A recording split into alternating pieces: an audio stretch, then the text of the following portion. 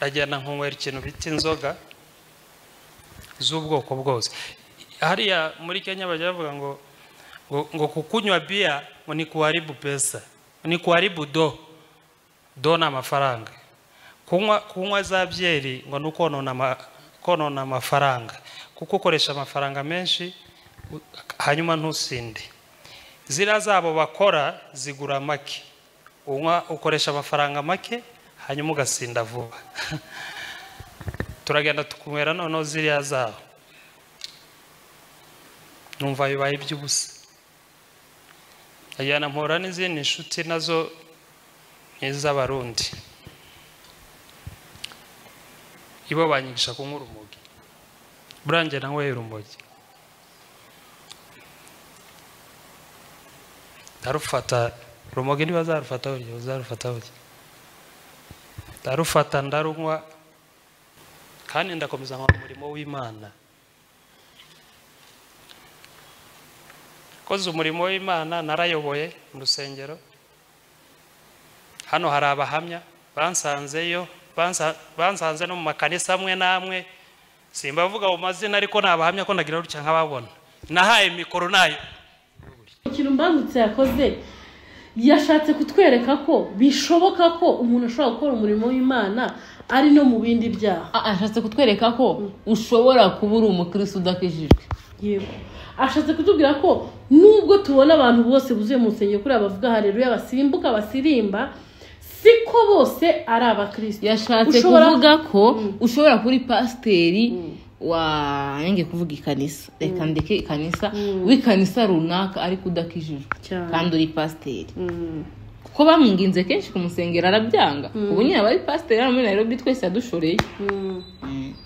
Noneho yavugaga ngo yavaga muri ngo kuko ngo yajyaga akorana ngo cyane cyane n'abanyakenya, ngo akajya ngo mu mazu y'abanyakenya bakanywa inzoga ngo zihenze, bagasinda bakazana indaya, mbese bagakora ibyaha byose bibaho hano muri Kenya. Ngo barangiza ngo bwaca mu gitondo akaza mu rusengero. Haleluya Eglise. Haleluya Eglise. Tubaye kaze kuri Destiny TV 1, turagarutse kandi tubahaye karibu nakaze kuri channel yacu, agacano kacu gashasha. Mukore subscribe, muwatching ibiganiro byacu birangire. Gayi turabasabye ngewe abantu baraha muze muri ibiganiro bishire. Bishire. Basi ujye ureba kimwe ku making ishwa ko kimaze kugira ngo wumve message neza. Nukuri sibyo umva ubutumwa bwawe mushikiza ubutumwa. Muraho mumeze neza, tumeze neza natwe ababyuti twaragarutse tugeze kuri Destiny TV 1. Tuje kwiganira nkuko bisanzwe, murabizi tumaze iminsi tuboneka hano ababyuti twaje kubagira inama zitandukanye nubwo yakutazigiriye murakoze. So rero twaje kuganira ubuzima bwo hirya no hino. Turabashimiye abantu mukomeje gukora subscribe, abatureba nubwo mwese mutatureba ariko n'abatatureba turabariya mukatureba. Uzwo maze kwanduzwa n'abara abakobwa we. Ariko nukuri ntaga abantu bose batwanga ndi twanga. Batatureba bafite umwanya rimwe. Yego. Rero abawubona uri full turabashimiye cyane. Rero nawe wawushaka kandi bigakunda, Imana ikaduhana no mugisha. Twagarutse rero twebwe nk'aba Destiny tuje hano kugira ngo twiganirire ku bintu biri hano hirya no hino. Ejo bundi rero hasohotse inkuru ishushe Manyamurenge, dore ko bakunda karabaye. Ayi mukunda inkuru. Haza umuhungu w'imfura twari tuzi nk'inyangamugayo, twari tuzi Kristo mwene data. Aviyo ngiyo azatubwira ati burya ngiye uko munzi sikondi. Umuntu wese wanyibeshagaho uwo singe. Uwo akaba ari umucuranzi Mbangutse. Gayi ni nkuko bavuga ngo Dr. Bea yaje aravuga ati ko Bea munzi sikondi. Akoze nyine. Nyine ni urugero nguhaye. Cyangwa nka Gitwaza kamaze akavuga ati ngiyeyo Gitwaza kuriya munsi sikondi niko Mbangutse yabigenje. Mbangutse twatumuze nk'umusitari, nk'umuntu ukunzwe, nk'umuntu ufite impano irenze, nk'umuntu ushoboye ibintu hafi ya byose byo mu kanisa.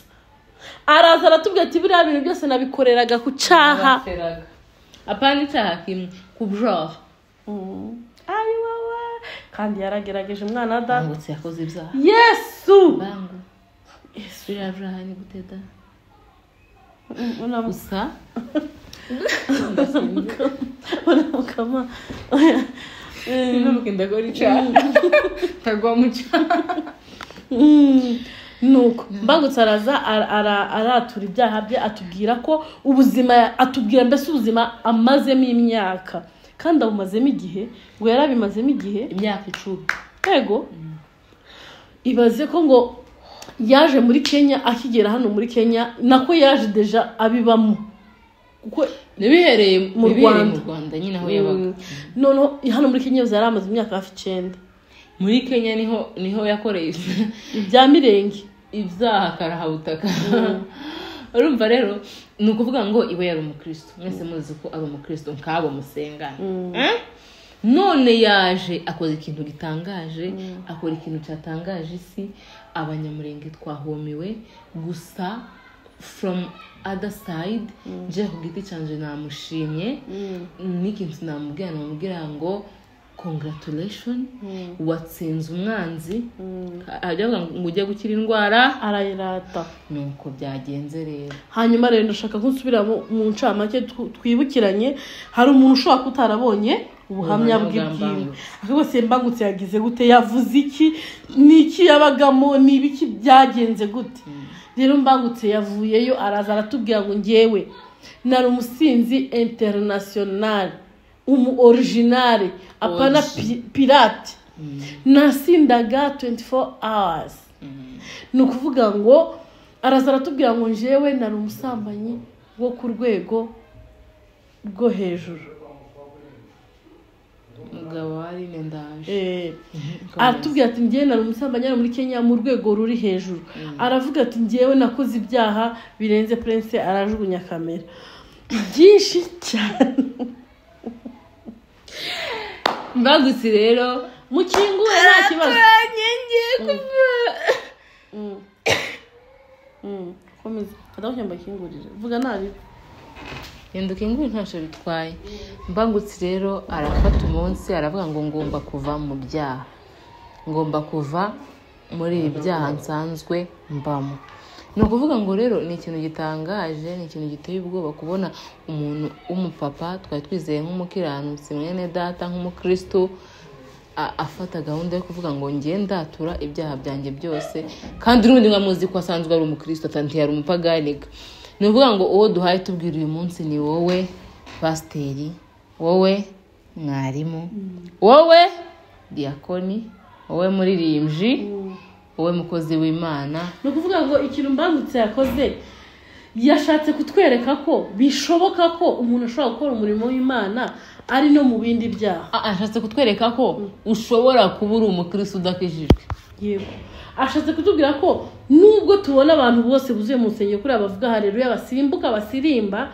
siko bose ari abakristo yashatse kuvuga ko ushobora kuri pasiteri wange kuvuga ikanisa reka ndeke ikanisa w'ikanisa runaka ariko udakijijwe kandi uri pasiteri kuko bamwinginze kenshi kumusengera arabyanga ubu nyine abari pasiteri hano muri Nairobi twese yadushoreye noneho yavugaga ngo yavaga muri ngo kuko ngo yajyaga akorana ngo cyane cyane n'abanyakenya ngo akajya ngo mu mazu y'abanyakenya bakanywa inzoga ngo zihenze bagasinda bakazana indaya mbese bagakora ibyaha byose bibaho hano muri Kenya ngo barangiza ngo bwaca mu gitondo akaza mu rusengero iyo bagiye gushingura hari bamwe bagiye bagira ibyago tukabayerekeza iyo bagiye gushingura bajyana inzoga batwara inzoga mu mamodoka cyo namenye ko ari ibiriyobo batwara inzoga mu mamodoka bagerayo bagakora imihango yabo bamwe baba bari hanze bari kunywa mu mamodoka barangiza bagashyira ibyo kurya hariya bakarya imirongo baba bari kurwana bageraho n'ubukwe kandi ubwo ni ku kiriyo noneho bamwe muri abo bashuti banjye ibyo byose ngiye muri abo bashuti nge narasindaga ngatangira kubabwiriza ariko nkababwiriza nanjye nanyoye cya kindi kindimo nicyo cyagarukaga njewe banyitaga pasiteri rimwe na rimwe nkarira nkumva birambabaje ibyo ndimo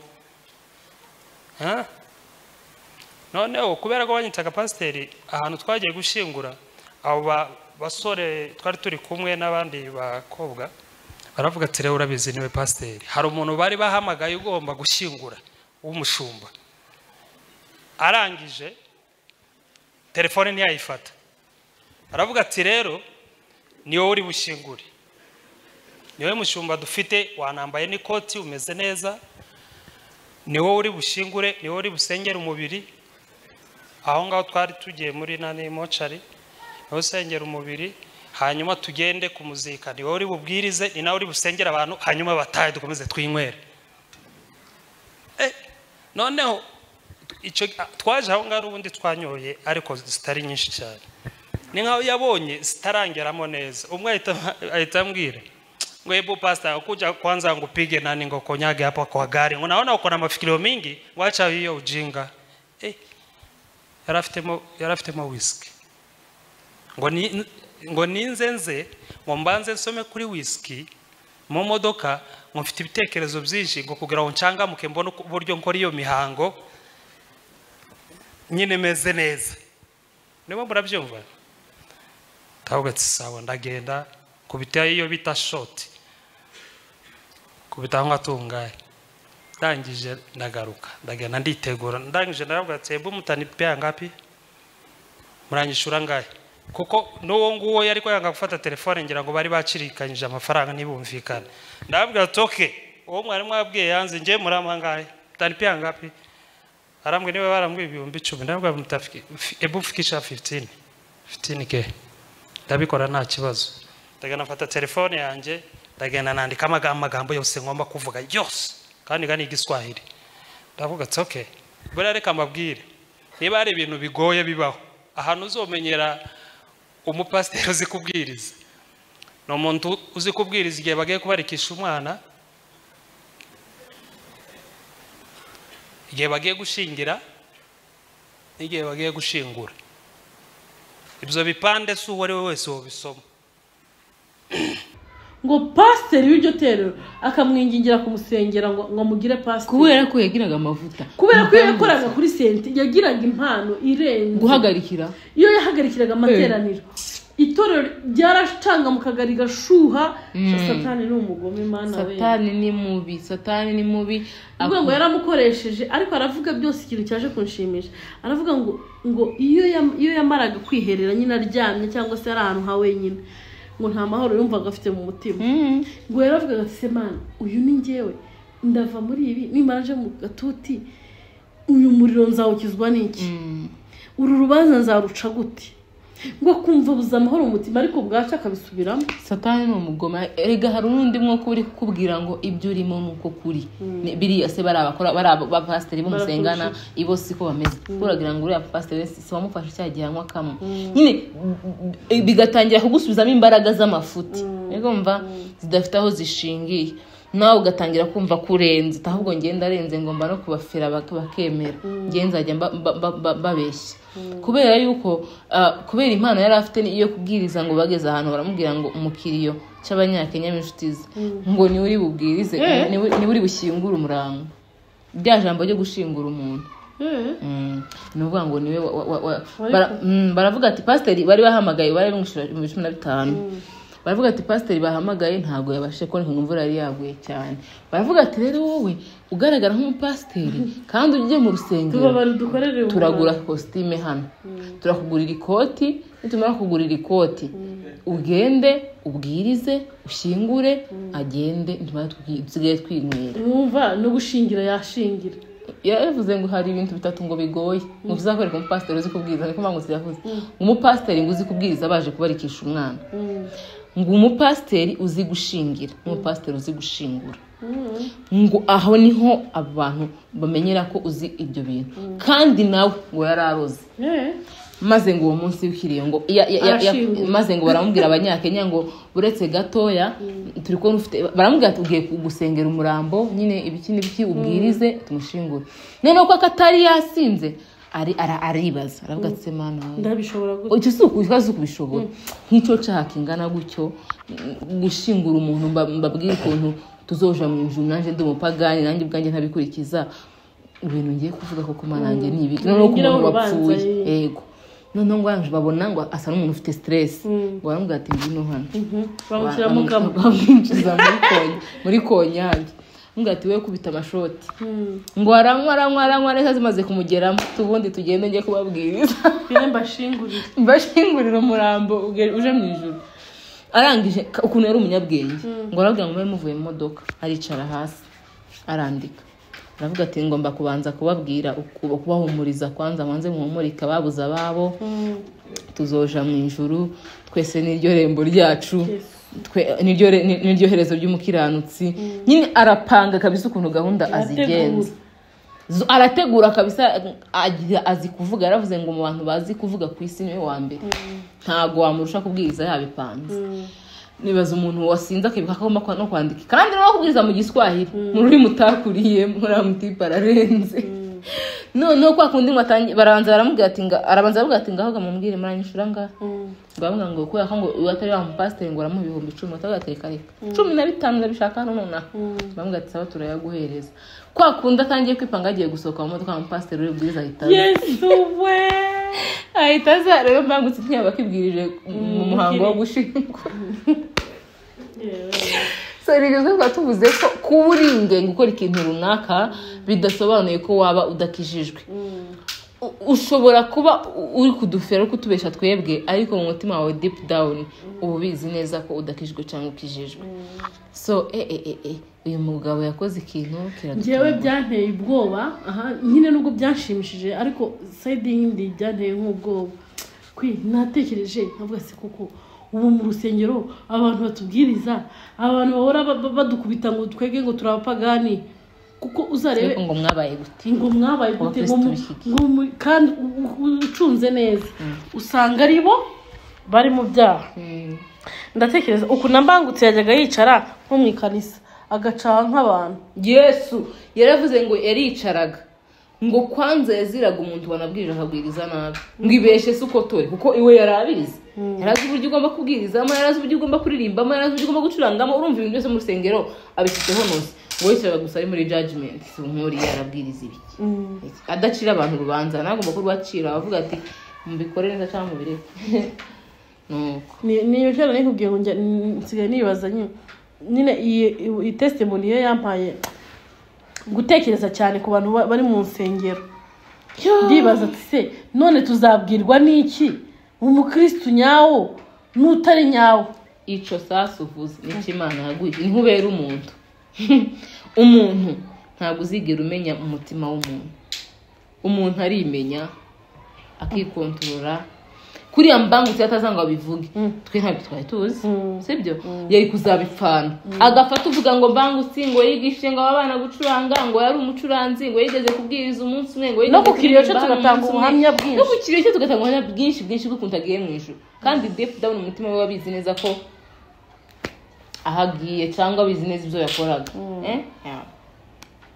biragoye rero so ndumva rero isomo tugomba gukuramo ni ukuba mu ikanisa ariko ngiye ikintu nabonye abantu bige kwatura ariko mu banyamurenge kubona umunyamurenge uza akavuga nk'amagambo mbangutse yavuze tuzobabona tugiye hari ikintu ntegereje kuzabona ntegereje igihe kirekire kubona umurozi yatura je ndabona umurozi nanjye sindamubona kandi bahora bavuga ngo abarozi ngo hano hose umurozi ariko twaje gusenga ku cyumweru niwe uzufashwa wa mbere niwe uzurira mu kanisa wa mbere rero ibintu by'Imana ni amayobera n'izina ry'Imana ni ukuvuga ngo rero ikintu kigomba kubaho twakuye muri iyi testimony yambangutse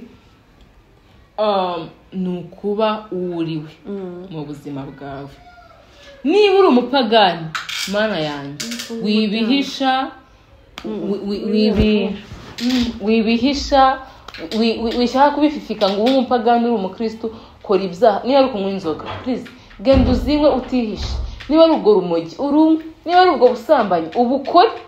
N'abakristo ubarekera umwanya wabo bakora ibyabo nk'abakristo, niho tuzamenya ngo uyu ni umukristo ni umupagani. Hanyuma noneho kugira ngo bizanakorohere kuza kwacu uvuga ati njye nari umupagani, guhera uyu munsi nemeye Kristo nk'umukiza ubugingo bwanjye. Ariko se warabyemeye, uri umuririmbyi, uri pasiteri, ariko deep down uri umupagani, urica. None se ikindi buri wese agiye ahagarara hariya njyewe ndi umurozi, njyewe ndi umuki, urumva nanone bitateza jamu mu bantu. Ntago twokira jamu yiki kwatura byoteza jamu kuri oya jamu byotera nk'umuntu tuvuge nk'umumama umwe hano akamuhaguruka avuga ngo ukumumbona nje nagaza ndarandoga ngibi nibirozi twatangira kumwirira ni ukuri kw'Imana umva habaho kwirinda uwo mugore mu isi no mu ijuru. Abantu n'abantu umuntu aravuga ati yewe kuri ntabwo yataye nta murozi uzuta ibirozi kuri gusa yapfe. Umuntu akavuga mu kanisa ngiye nishe runaka wamwizera. Rero ngiye nabyo bintu nababwiraga kuri Mbangutse, mwirinde kumuhereza rezita mbi. Niba yatuye mu mubwire congratulations, mubwire ngo wagize neza, nyine biroroshye. Ariko niki cyoroshye gusambana nabyo byoroshye no kunywa inzoga no kunywa urumogi, wowe byoroshye uri umugabo ufite urugo. None se kwimpagaza aravuga ngo ngiye nari umurozi, ninjye wishe mama wawe, ninjye wishe uriya muntu uheruka gupfa. Mbabarumbwire none se amutiyaje aba muri karitsiye kandi atarabimbwiye. Nyine nuko utarubizi none mbikubwiye. Rero mu gihe ubimbwiye ngomba kubyakira nkana kubabarira ndetse yego abantu tugomba kumera sabatu. Nukuvuga ngo twahita tuvuga tumva uratubwira n'abandi abavuze niba abo n'abapagani n'abakristo. Ibi byose biri kubera mu nsengero mu sherami. Nyine nibyo mvuze mu nsengero ntago harimo abantu mutavukabwira abana mutazongera kujya kwa oya umva wavuga ati ntago harimo abantu niba arabashe kwica bari abantu ubu nyine n'ibyanyira rushwa akijwe by'iminota 2 ejo zica n'abandi. Mu mwirinde nico ngiye ntekereza ko ariyo mpamvu abarozi batoza bihana. Ngiye nico ntekereza rero ngiye umukristo wanyawe apana bino byanyu musige nyine umwasigaye cyangwa wenda byacu reka nanjye mbishyireho usigaye uri umukristo ukuguru kumwe hano hirya uruwundi.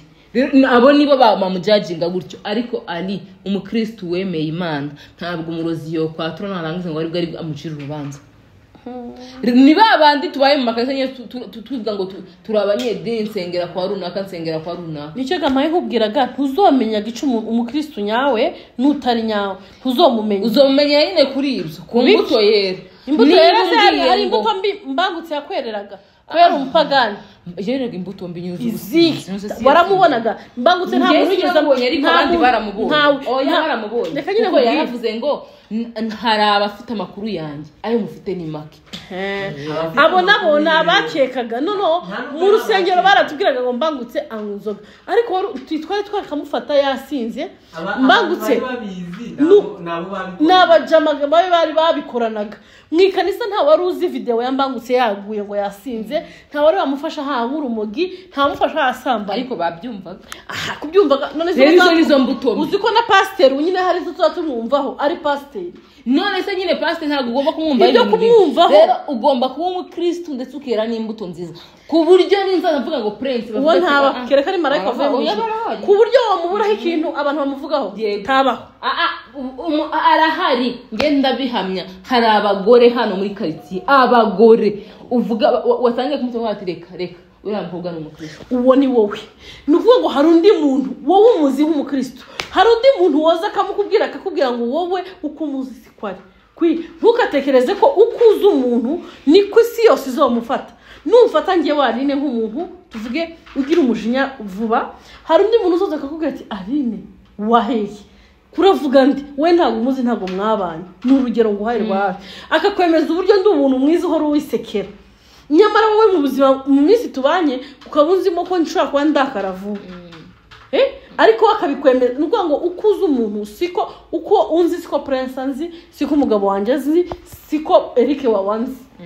Buri wese rero agira ukuntu azi umuntu. Niyo mpamvu nakubwiye ngo habe na pastor wacu cyangwa uwo ari we wese umushumba nagitwaza twemera azavugwa nabi cyane, ariko ntushobora guhamya ngo ibi avugwa byose ni ukuri. So iyo umuntu yiviriyeyo rero akakubwira ati rero bya bintu bajyaga bamvugaho niko kuri, aho niho tugomba gukonfirima tuvuge ati wa noneho tubonye uko tuvuga. Ariko ibyo kuvuga ngo umuntu aravuga n'undi akavuga, ngiye numva tutabiha agaciro cyane. Twaha agaciro ijambo ry'umuntu wenyine wiviriyeyo akatubwira ubuzima bwe yarabayemo nk'uko kwambangutse. Ikindi ngewe abarozi kugira ngo bature ngewe simbibashishikariza, bazoture ku giti cya kuko bazabagiye uwo ni wowe ubyumva uko ari. Ngewe sinumva ko umurozi wafashe umwanya wo kwihana aribwo ni umutinya.